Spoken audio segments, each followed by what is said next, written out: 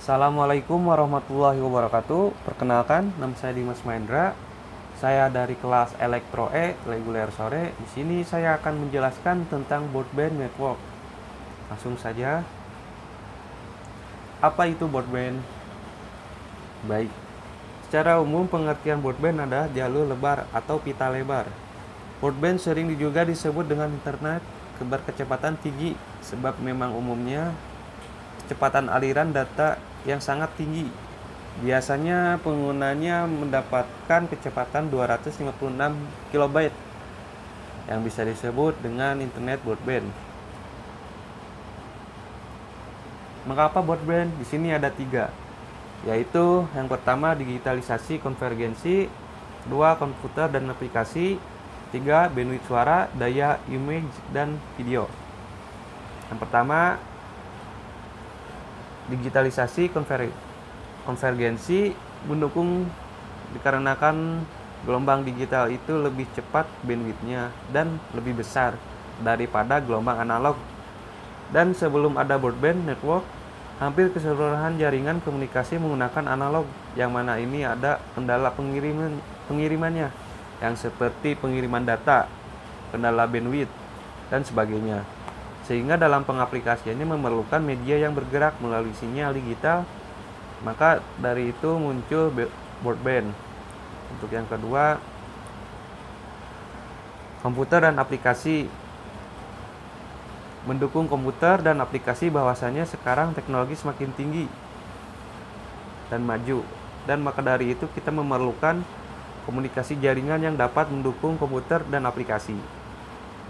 Poin ketiga, bandwidth suara, daya, image, dan video adalah bisa sharing membagi video, saling bertukar informasi, file,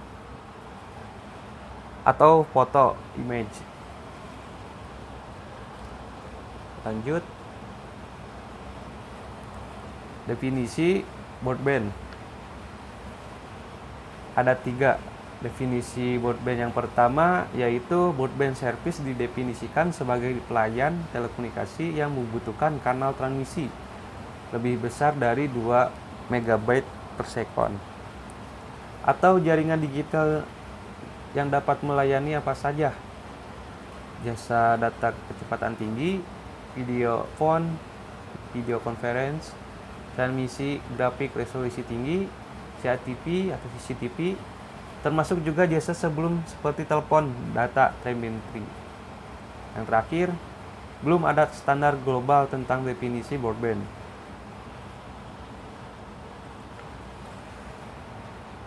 Selanjutnya, teknologi akses broadband.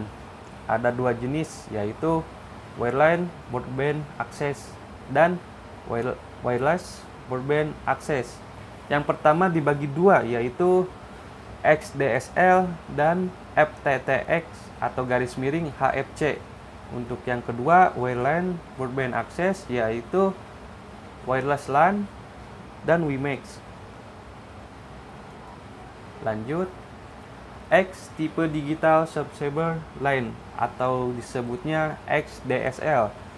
Teknologi yang mengoptimalisasi saluran telepon biasa menjadi saluran digital kecepatan tinggi untuk memberikan layanan broadband. XDSL memungkinkan terjadinya komunikasi data dan voice secara bersamaan menggunakan jaringan akses kabel tembaga. Di sini juga bisa dilihat nama-nama lain XDSL, panjangannya red, mode, dan aplikasi. Di sini ADSL rate-nya 1,5 Mbps untuk downstream, untuk upstreamnya 512 KB. Metode pembagian bandwidth untuk transmisi secara umum terbagi dua yaitu simetris dan asimetris. Teknologi XDSL memiliki beberapa turunan yang dapat mentransmisikan data antara 60 KB sampai 60 MB dan lebih cepat dari ISDN. Mode transmisi pada teknologi XDSL dikenal sebagai istilah simetris dan asimetris. Mode simetris menjelaskan bahwa kecepatan transmisi arah kirim ya, atau yang bisa disebut kita upstream, sama dengan transmisi arah terima atau downstream. DSL teknologi service. Nah, ini bisa dilihat dari 1 mega, 2 mega, bisa fast internet, infotainment, dan gaming. Selanjutnya untuk ADSL, streaming media, video conference, virtual private network, dan teleworking. Untuk ADSL 2 yaitu multimedia home, broadcast TV, VOD, high speed VPN. Untuk VDSL yaitu multi channel broadcast TV atau VOD. Lanjut, ADSL. ADSL merupakan sebuah kepanjangan dari Asymmetric Digital Subscriber Line, yaitu merupakan sebuah bentuk teknologi kepada komunikasi data yang akan bisa mentransmisikan data secara secepat yang akan tingginya melalui sebuah kabel tembaga telepon, dan juga mempunyai sifat asimetrik. Atau maksud dari sifat asimetrik adalah bahwa sebuah data yang ditransferkan dengan kecepatan yang berbeda dari satu sisi ke sisi lain. Disebut asimetrik karena rate atau kecepatan transmisi dari sentral ke pelanggan downstream tidak sama dengan rate transmisi ke arah pelanggan ke sentral upstream. Aplikasi ini digunakan untuk menyalurkan layanan broadband.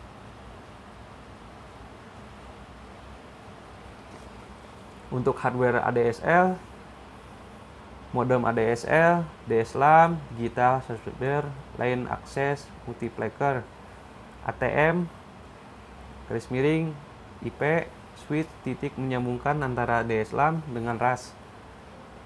Yang terakhir, RAS, remote access server, routing dari user ke ISP tujuan. Konfigurasi jaringan ADSL. Di sini residensial sebagai user. Ada PC, modem, dan telepon. Dari user masuk ke Speedler, dari Voice Speedler ada 2 jalur, yaitu DSLAM dan Central PSTN. Saya akan menjelaskan terlebih dahulu yaitu jalur DSLAM. Dari Speedler langsung menuju DSLAM, jika menggunakan komunikasi data yang pertama akan terhubung ke RAS, Remote Access Helper, melalui ATM atau IP switch, dan akan diteruskan oleh RAS ke IP atau ke alamat internet. Bila akan menggunakan komunikasi voice dari DSLAM, akan langsung terhubung ke Central PSTN atau yang disebut Public Central Telephone Network, lalu diteruskan ke user lainnya. Lanjut, kelebihan jaringan ADSL ada beberapa.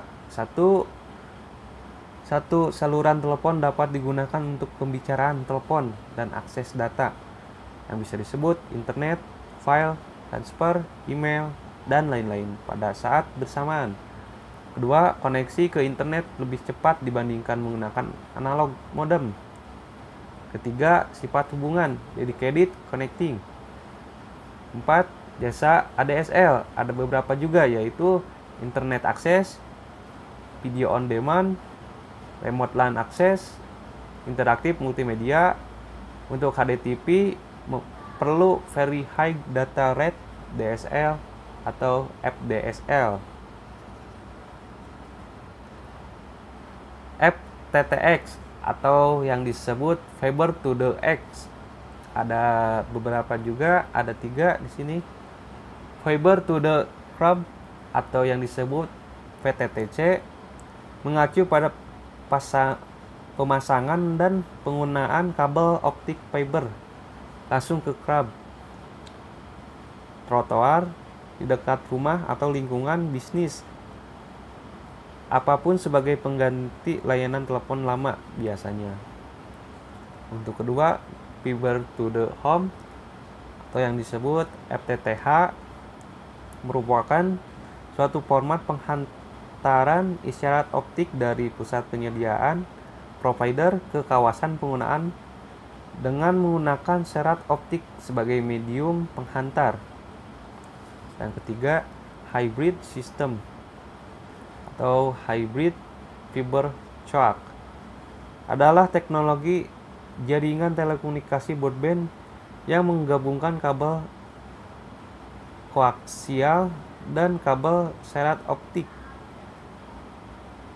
Kombinasi antara kabel koaksial dan serat optik ini digunakan untuk membawa konten-konten broadband seperti video, data, suara, dan layanan interaktif lainnya yang menggunakan kabel koaksial dan serat optik. Lanjut, wireless LAN. Wireless LAN menggunakan gelombang radiomagnetik untuk berkomunikasi dari suatu tempat ke tempat yang lain dalam mode peer-to-peer, LAN to LAN. Umumnya diimplementasikan sebagai jaringan ekstensionan atau alternatif dari jaringan wide LAN menggunakan frekuensi ISM, Industrial, Scientific, and Medical. Tidak butuh lisensi. Kelebihan WLAN. Yang pertama, plug and play dapat digunakan secara langsung, meningkatkan produktivitas dan layanan. Yang bisa disebut akses informasi secara real time, dapat mengakses dari manapun dan area organisasi kantor. Yang ketiga, kecepatan instalasi dibandingkan penggelaran jaringan kabel yang membutuhkan waktu yang lama. Yang keempat, fleksibel, dapat digelar di mana saja, bahkan di tempat di mana kabel tidak mungkin diimplementasikan. Yang terakhir, reduksi biaya dalam kasus pengembangan, pemindahan maupun perubahan konfigurasi LAN. WiMAX. Mengapa WiMAX? WiMAX dapat memenuhi berbagai kebutuhan akses. Potensi aplikasi termasuk memperluas kemampuan broadband untuk membawa mereka lebih dekat dengan pelanggan, mengisi kesenjangan dalam kabel, DSL, dan layanan T1, Wi-Fi, dan backhaul seluler, menyediakan akses 100 meter terakhir dari serat optik ke tepi jalan yang menyediakan layanan pemberikan pilihan lain biaya efektif untuk mendukung layanan broadband.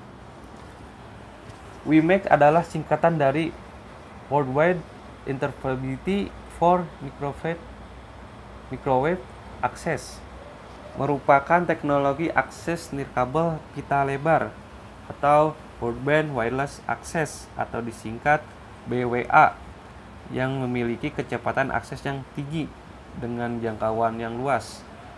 WiMAX merupakan evolusi dari teknologi BWA sebelum dengan fitur-fitur yang lebih menarik. Di samping kecepatan data yang tinggi maupun diberikan, WiMAX juga merupakan teknologi dengan open standar. Dalam arti komunikasi, perangkat WiMAX di antara beberapa vendor yang berbeda tetap dapat dilakukan.